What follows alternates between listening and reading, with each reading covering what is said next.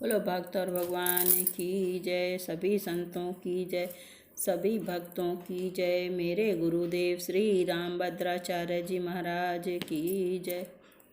पिछले एपिसोड में आपने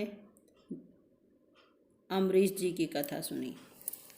अब आप विदुर जी एवं उनकी धर्मपत्नी विदुरानी जी की कथा सुने। बोलो विदुर जी महाराज की जय। मार्कंडे ऋषि के शाप से यमराज जी ने ही दासी पुत्र के रूप में धृतराष्ट्र तथा पांडु के भाई होकर जन्म लिया था। यमराज की भागवताचार्य हैं। यमराज जी भागवताचार्य हैं। उनमें अपने इस रूप में मनुष्य जन्म लेकर भी वे भगवान के परम भक्त तथा धर्मपरायण ही रहे। विदुर जी महाराज धृतराष्ट्र के मंत्री थे और सदा इसी प्रयत्न में रहते थे कि महाराज धर्म का पालन करें। नीति शास्त्र के ये महान पंडित और प्रवर्तक थे। इनकी विदुर नीति बहुत ही उपादेय और प्रख्यात थी। जब कभी पुत्र स्नेहवश धृतराष्ट्र पांडवों को क्लेश देते या उनके अहित की योजना सोचते, तब विदुर जी उन्हें समझाने का प्रयत्न करते। स्पष्टवादी और न्याय का समर्थक होने पर भी धृतराष्ट्र इन्हें बहुत मानते थे। दुर्योधन अवश्य ही इनसे जला करता था। धर्मरत पांडु के पुत्रों से ये स्नेह करते थे। जब दुरात्मा दुर्योधन ने लाक्षा भवन में पांडवों को जलाने का षड्यंत्र किया, तब विदुर जी ने उन्हें बचाने की व्यवस्था की और गूढ़ भाषा में संदेश भेजकर युधिष्ठिर को पहले ही सावधान कर दिया तथा उस भयंकर ग्रह से बच निकलने की युक्ति भी बता दी। सज्जनों को सदा न्याय एवं धर्म ही अच्छा लगता है। अन्याय तथा अधर्म का विरोध करना उनका स्वभाव होता है। इसके लिए अनेकों बार दुर्जनों से उन्हें तिरस्कृत तथा पीड़ित भी होना पड़ता है। विदुर जी दुर्योधन के दुष्कर्मों का प्रबल विरोध करते थे। जब कौरवों ने कभी भरी सभा में द्रौपदी को अपमानित करना प्रारंभ किया, तब वे रुष्ट होकर सभा भवन से चले गए।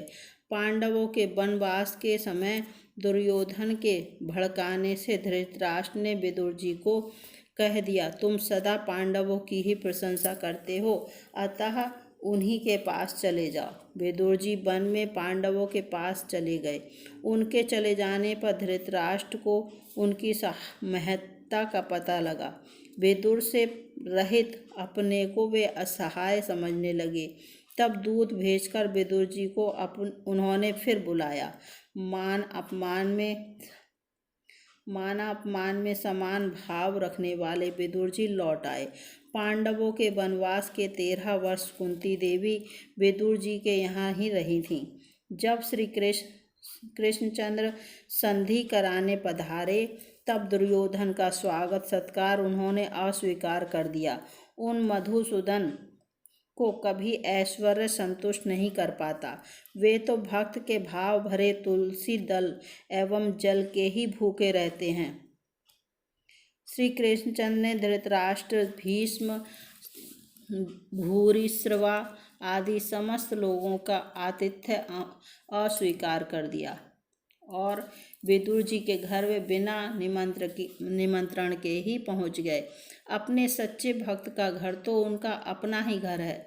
विदुर के शाक को उन त्रिभुवनपति ने नैवेद्य बनाया।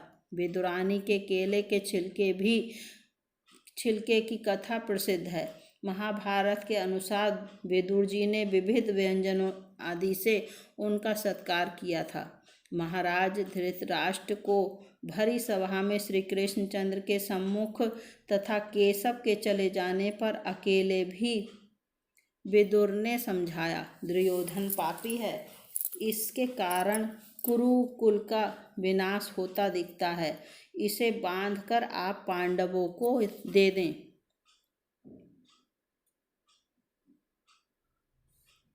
दुर्योधन इससे बहुत बिगड़ा। उसने कठोर वचन कहे। विदुर जी को युद्ध में किसी का पक्ष लेना नहीं था, अर्थात शस्त्र छोड़कर वे तीर्थाटन को चले गए। अवधूत वेश में वे तीर्थों में घूमते रहे। बिना मांगे जो कुछ मिल जाता वही खा लेते। नंगे शरीर कंदमूल खाते हुए वे तीर्थों में लगभग 36 वर्ष विचरते रहे। अंत में मथुरा में इन्हें उद्धव जी मिले। उनसे महाभारत के युद्ध, यदुकुल के क्षय तथा भगवान के स्वधाम गमन का समाचार मिला। भगवान ने स्वधाम पधारते समय महर्षि मैत्रेय को आदेश दिया था विदुर जी को उपदेश करने का। उद्धव जी से यह समाचार पाकर विदुर जी हरिद्वार गए। वहाँ मैत्रेय जी से उन्होंने भगवदुपदिष्ट तत्व ज्ञान प्राप्त किया और फिर हस्तिनापुर आए। हस्तिनापुर विदुर जी केवल बड़े भाई धृतराष्ट्र को आत्म कल्याण का मार्ग प्रदर्शन करने आए थे। उनके उपदेश से धृतराष्ट्र एवं गांधारी का मोह दूर हो गया और वे विरक्त होकर वन को चले गए। विदुर जी तो सदा से विरक्त थे। वन में जाकर उन्होंने भगवान में चित्त लगाकर योगियों की भांति शरीर को छोड़ दिया। भक्तमाल के टीकाकार श्री प्रियादास जी महाराज जी ने विदुर जी और उनकी धर्मपत्नी के चरित्र का वर्णन इस प्रकार किया है। जिस समय भगवान श्री कृष्ण विदुर जी के दरवाजे पर पहुँचे, उस समय उनकी स्त्री स्नान कर रही थी। आते ही श्री कृष्ण ने बाहर से आवाज़ लगाई। विदुरानी ने सुनते ही श्री कृष्ण की आवाज़ पहचान ली और सुध बुध भूल गई, जैसे उस स्वर में कोई आकर्षण हो। वस्त्र पहने बिना ही वह ज्यों की त्यों दौड़ आई और किवाड़ खोलकर भगवान के दर्शन किए। भगवान ने जब उनका यह हाल देखा तो झट से कमर से लिपटा हुआ पीताम्बर उनके शरीर पर डाल दिया। अब विदुरानी को होश आया। वह बड़ी लज्जित हुई और जल्दी ही अंदर चली जाकर कपड़े पहन आई। इसके अनंतर वह श्री कृष्ण के पास आकर बैठ गई और खिलाने के लिए लाए हुए केलों को छीलकर प्रेम में बेसुध होने के कारण गूदे के स्थान पर छिलके खिलाने लगी। इतने में पतिदेव श्री विदुर जी भी आ गए। उन्होंने यह दृश्य देखा तो अपनी पत्नी पर बहुत झल्लाए। विदुरानी को जब अपनी भूल मालूम हुई तो उन्हें बड़ा कष्ट हुआ। प्रेमाधिक्य के कारण पत्नी से हुई भूल को विचार कर श्री विदुर जी भगवान को केले के गूदे खिलाने लगे। अब उनके हृदय को शांति मिली। फिर भी बार बार यही सोचते रहे कि इस स्त्री ने छिलका खिलाकर भगवान को बड़ा कष्ट दिया।